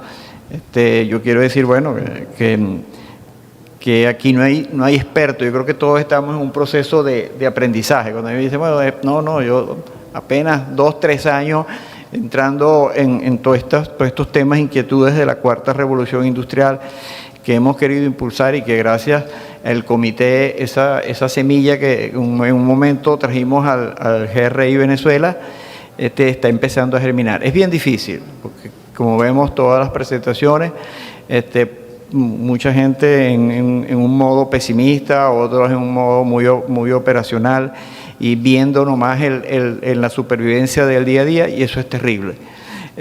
Yo creo, antes de hablar un poco de las preguntas, tenemos un par de preguntas por acá que han hecho la gente por vía de los que están en el seminario vía web. Y vamos a aprovechar también con el auditorio también abrir el micrófono para hacer también un par de preguntas. No mucho porque no tenemos mucho tiempo, pero digamos un par de preguntas bien interesantes para los panelistas. Pero yo quería darles esta reflexión, este mensaje que lo tomé de un artículo que puse en Twitter que habla de la ley de Ravans. Y esta ley dice: la supervivencia de un organismo depende de que su tasa de cambio sea igual o mayor que la del entorno. Y sin duda, por lo que leemos, por lo que vemos a nivel mundial, los cambios son demasiado acelerados. Creo que hablar de eso ya sería algo obvio. Pero también cuando yo veía la presentación de los resultados que hacía Fanny, que maravillosamente traía datos de la región en Latinoamérica, es que los vecinos, los que tenemos al lado, no es lo que está pasando en Silicon Valley, lo que está pasando en el mundo los países más avanzados. No, los vecinos, nuestros vecinos cercanos están en un proceso acelerado de cambio, y si ese entorno está cambiando, esa velocidad, pues si nosotros no cambiamos, definitivamente nos vamos a quedar. Hay una primera pregunta que hacía una persona, gracias a la tecnología la tengo por acá: ¿qué hacer con esos baby boomers que insisten o están desesperados por volver a los tiempos prepandemia, trabajo presencial 100%, y que hoy en día se ha demostrado que es hasta obsoleto? Y esto no solo es en Venezuela, estamos viendo lo que se llama la gran renuncia en los Estados Unidos, en donde por un lado las empresas han querido que la gente vuelva. La misma Apple, que es una empresa de tecnología, quería volver 100%, y cuando solamente lanzaron la idea, se dieron cuenta de que iban a tener una gran cantidad de renuncias y frenaron.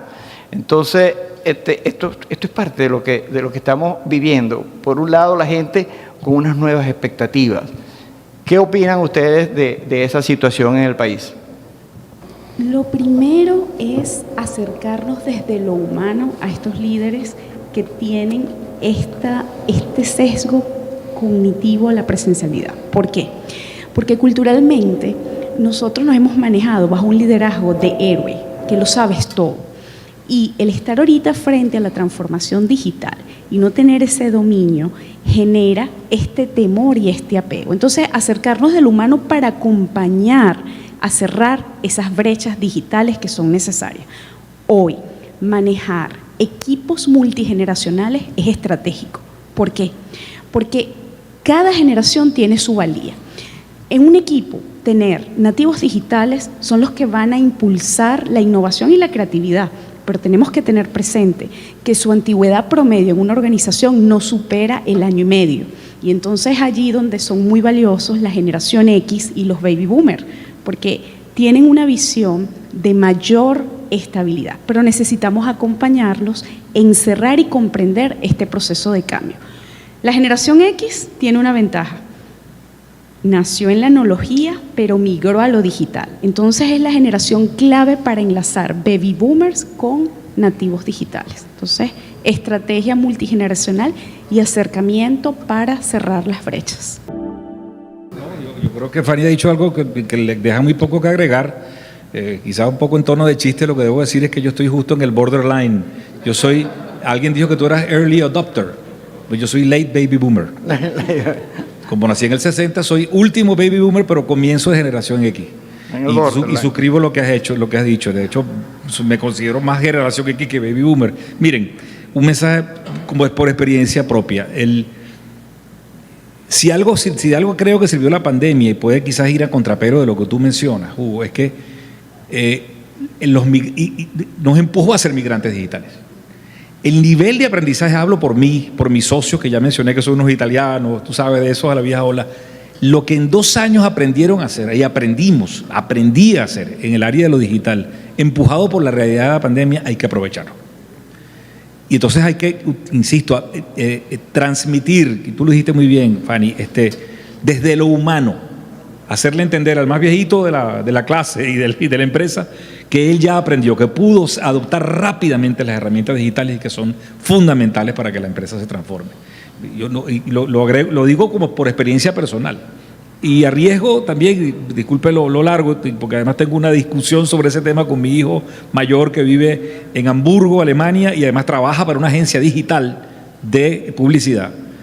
Él ya está quedándose en casa y yo soy el que le digo, al menos 1 o 2 veces a la semana, acércate a la oficina, porque el trato humano no tiene sustituto. Así que cuidado, tampoco ni tan calvo ni con 2 pelucas, se lo dice alguien que le falta pelo.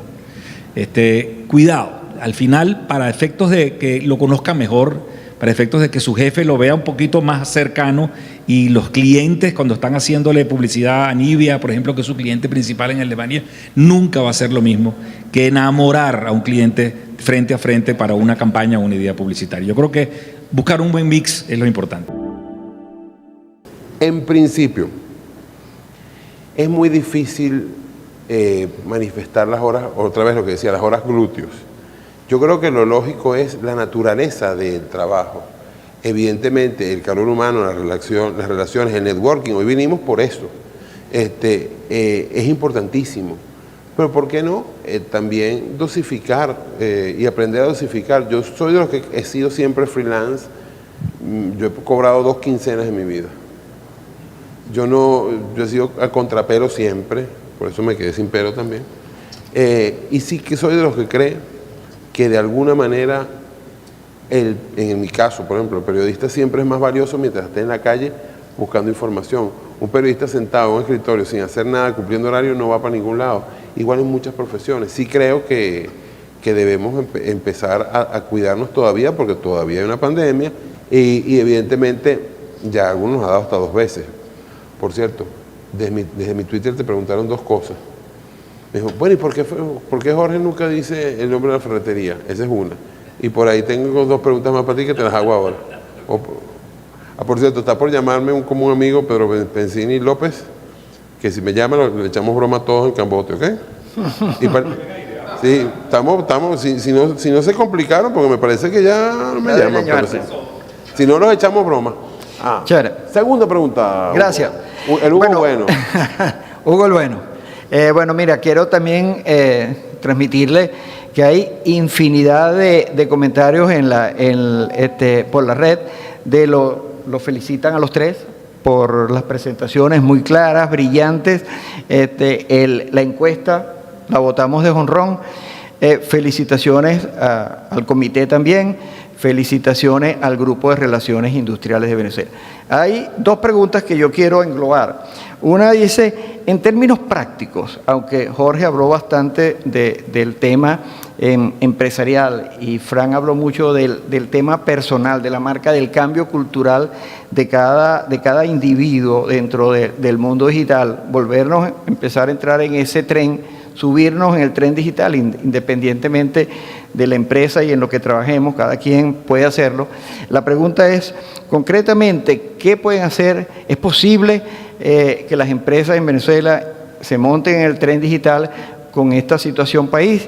Y segunda es, ¿qué puede hacer la persona de recursos humanos? ¿O qué cosas en concreto, en ideas prácticas, que pueda llevar esa persona para impulsar dentro de las organizaciones venezolanas, en este caso, bueno, que están en Venezuela, multinacionales, etcétera, para impulsar también que la persona de recursos humanos se convierta en un líder de la transformación digital en la organización, o de impulsar, porque al final este es un cambio que deben hacerlo todos, pero el rol de la persona de recursos humanos y al empresario en Venezuela, ¿es posible dar ese salto, montarse en el tren de la transformación digital? Muy sencillo, y perdón con la dama aquí, pero miren, es que no hay escogencia. O sea, o te montas o te quedaste atrás. Y ahí no hay cosa peor que la soberbia corporativa. Nokia existió como la conocimos desde 1870. Era un aserradero. Después fue una fábrica de televisores, entre otras cosas, televisores, monitores y celulares. Para el año 1999, yo estuve en su sede en Espoo, en Finlandia. El 70% de los finlandeses dependían de Nokia. Hoy en día Nokia se murió porque no cambió en el momento necesario. Otro ejemplo, cuando Steve Jobs se rumoraba que iba a sacar el iPhone, salió con Motorola y como que con recording. Cuando salió con Motorola y sacó el Motorocker, que fue el papá del iPhone, que aquí en Venezuela lo comercializó Digitel con un disco de Los Amigos Invisibles, por cierto. Y Motorola llegó y le decía, tú no vas a poder lanzar tú solo un teléfono porque tú no tienes know-how de eso. Nosotros somos los papás aquí de los helados y tú quedas haciendo lo que vas haciendo. ¿Qué pasó con Motorola después? No cambiaron, quebraron, fueron comprados primero por la China Lenovo y después por Google, nada más que para saquearle las patentes. Y hoy en día son una submarca Lenovo. El caso más terrible, BlackBerry se pegó aquí en Venezuela y yo les decía, cuando les empecé a decir, cuando dejé de ser corifeo de BlackBerry para empezar a verle los defectos y decirle, señores, ustedes están equivocados, me los gané de enemigos. Pero sí, la soberbia corporativa, el no dar el paso en el momento justo te mata. Yo solamente quiero hacer un breve comentario.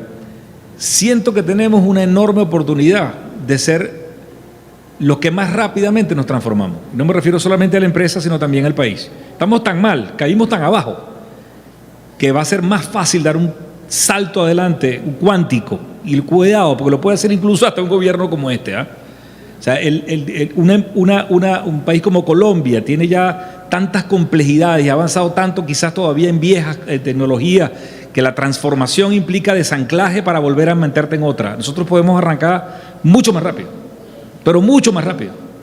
Y montarnos de una vez, ¿qué cuarta? Hay que soñar ya de una vez con la quinta, sexta revolución industrial, montarse de una vez. Y solamente menciono un ejemplo, el tema de conectividad.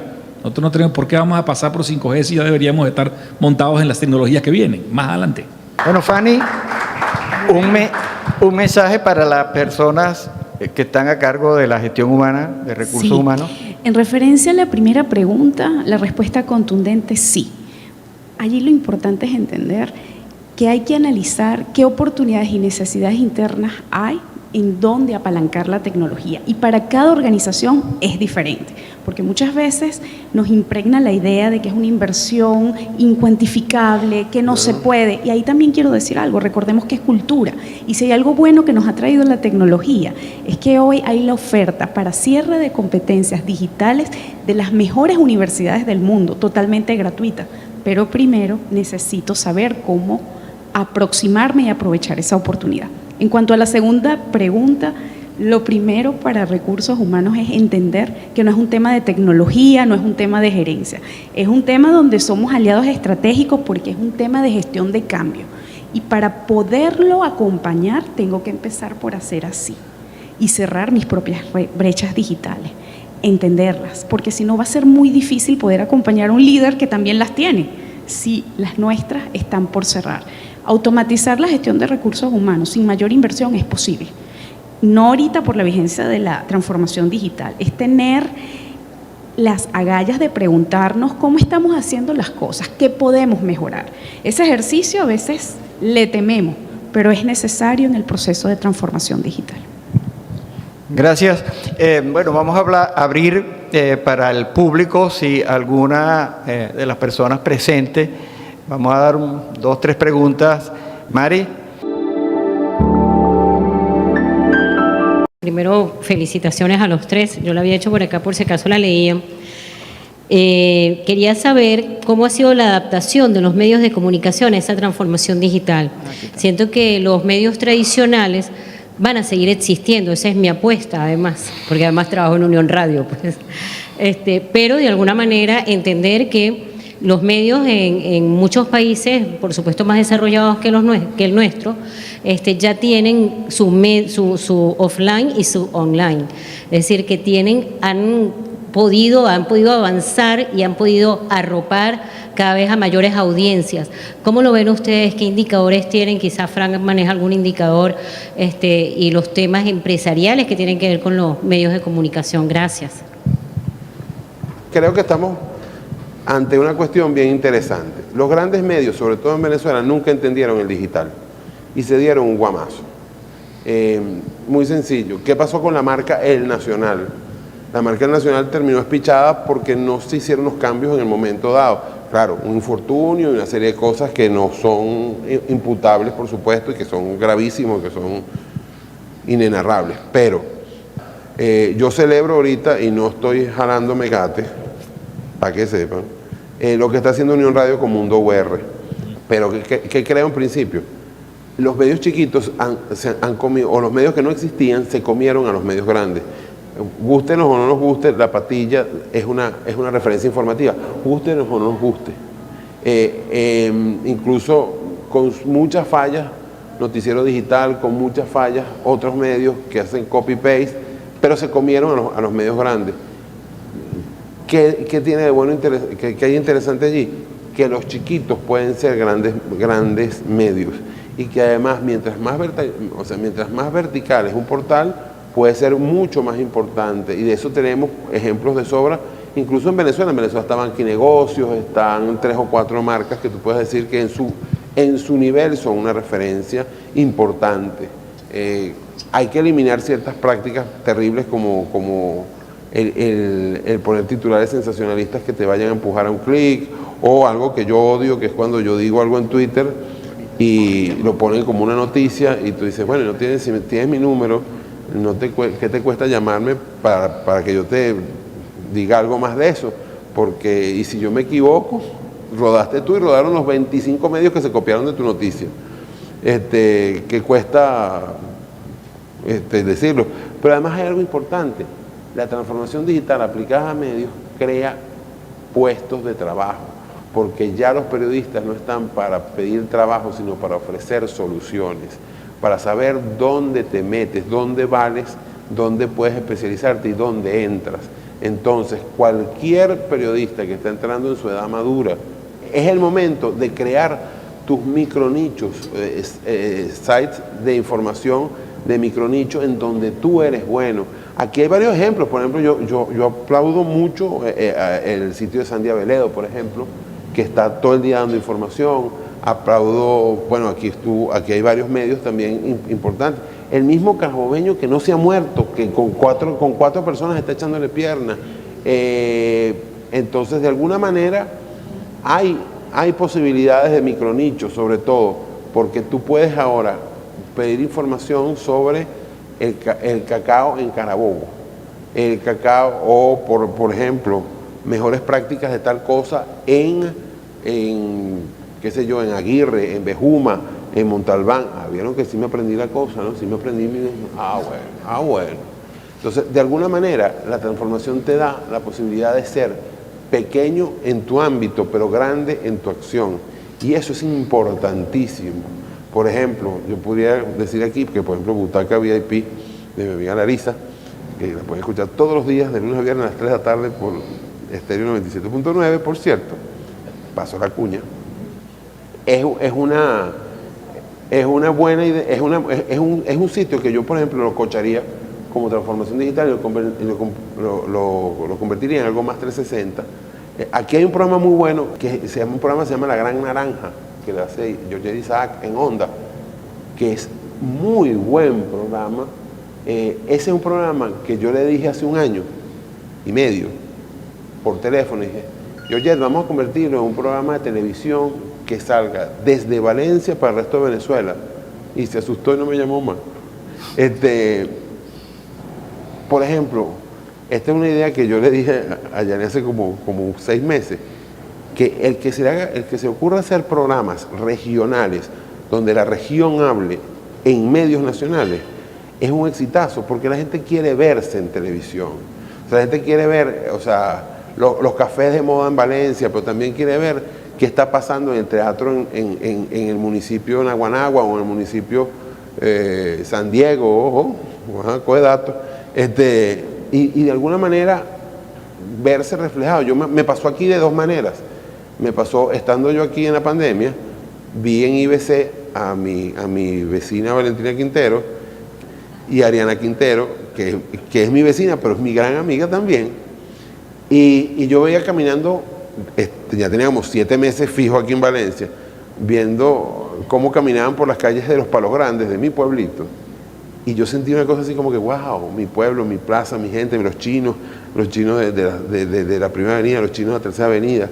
Entonces, para concretar y no quitarle mucho tiempo a los demás, se pueden hacer, la transformación digital permite hacer desde un ámbito pequeño un impacto grande, y permite que un medio pequeño se convierta en una referencia nacional o una referencia latinoamericana si te sabes especializar y si te sabes verticalizar. Creo que, repito, la experiencia de Mundo UR, que está muy verde, pero que va a seguir creciendo, va a ser importante, y que van tarde.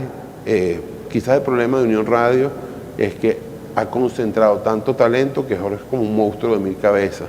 Pero las radios pequeñas tienen un tremendo reto. Radios pequeñas acá, como Max, como Estéreo 97.9, con que tiene mucha tradición por venir de Latina y de Latinísima, es una radio pequeña. El caso de Guau, de Samuel, el caso de Radio Show, de los Simonetti, pueden hacer muchas cosas. Ahora, el rollo es que se pongan a hacerlas. Una pregunta para Jorge seria. En el supuesto de una reactivación petrolera en el país, lo que haría que la mayoría del PIB proviniese de una economía extractiva, ¿cómo lograr combatir el incentivo perverso asociado a la captura de renta en un país donde 7 u 8 de cada 10 dólares van a entrar al Estado por la comercialización de hidrocarburos? ¡Ay, papá! Me atrevo a decir que eso te lo escribió Damiano del Vescovo, ¿o no? Damiano está viéndolo, pero no. Damiano nos está viendo y le mando un gran saludo, además, porque yo también. Fue un gran aliado cuando estaba yo en Fedecámara. Él era presidente de Fedecámara acá. Era el único oyente que yo tenía en Fedecámara Radio. Miren, un breve comentario con relación a lo anterior, que no creo que ya no hay tiempo para discutirlo. A mí me preocupa mucho con los medios de comunicación cómo generar lo que llaman ahora tracción, es decir, platica, desde las plataformas digitales. Se complica la cosa, y eso no tiene respuesta a nivel global. O sea, los grandes medios de comunicación, Jeff Bezos compró el Washington Post, pero no para ganar plata. Lo compró por poder, que son 2 cosas distintas, ¿no? Entonces creo que es un tema que sigue pendiente allí. ¿Cómo generar ingresos? para un medio solamente digitalizado y cómo molesta al consumidor el que reiteradamente cuando te metes en YouTube ahora ya las propagandas están fastidiosísimas. Estoy seguro que todos coinciden conmigo. Uno más bien hasta rechaza los productos que te interrumpen un video en YouTube. En lugar de gustarte los quitas. O sea, me parece que es un tema que hay que discutir de fondo. Y ya se me olvidó esta pregunta. La otra se me olvidó. ¿Viste? ¿Cómo, Mira, cómo no caer en el rentismo, en pocas palabras? O sea, ¿cómo sí.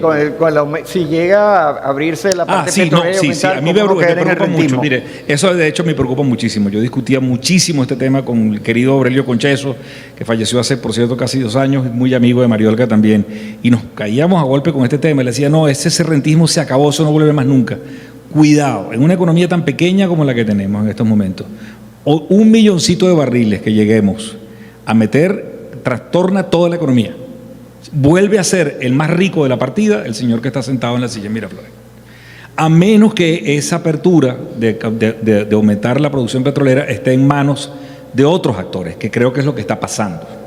Eso ya sí cambia las relaciones de poder. O sea, ya es suficiente con tener todo el poder político para encima concentrar todo el poder económico.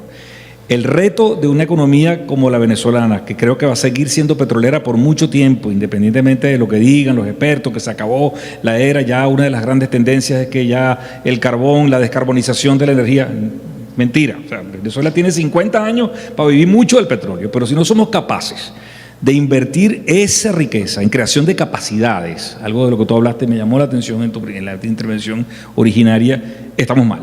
Si volvemos a invertir eso en clientelismo, en formas o mecanismos de retener el poder, no vamos a salir de esta tragedia jamás. Y entonces el petróleo seguirá siendo una especie de maldición en lugar de una bendición. Por eso es que el tema de quién maneja el poder político sigue siendo importante en Venezuela. No podemos descuidar el tema de que está pendiente, y a lo mejor estoy pasándome de la línea, la recuperación de una institución democrática en Venezuela es fundamental. Si no, creo que nos podemos olvidar por mucho tiempo de un país verdaderamente decente. ¿Y se arregló o no se arregló? Yo quiero darle, antes de agradecer a todos, un mensaje a todos los que nos están escuchando y viendo. El proceso de cambio, el primer paso es la sensibilización. Y sensibilizarse implica conocer. Y rescato algo que me gustó que dijo Fran, hay que perderle el miedo.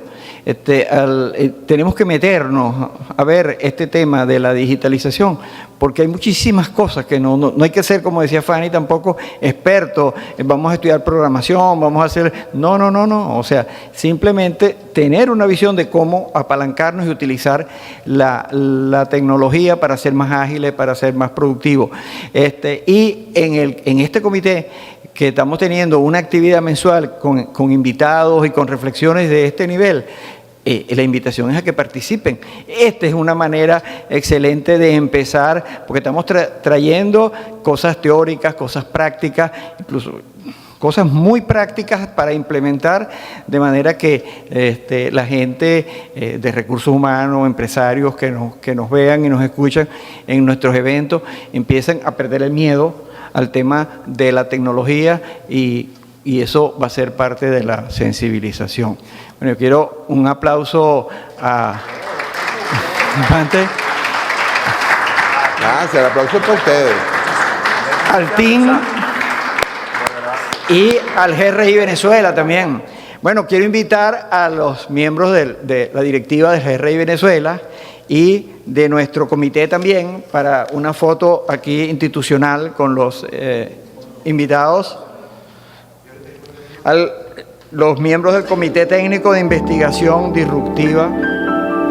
Mariolga, ¿qué pasó? ¿Tú eres parte del equipo? César. Vamos a hacer una cosa. Cuando empecemos, cuando Pedro me dé quién pasa, saludamos a todos. Pedro, decimos, hola Pedro, ¿qué va a decir? Pedro Pensini López.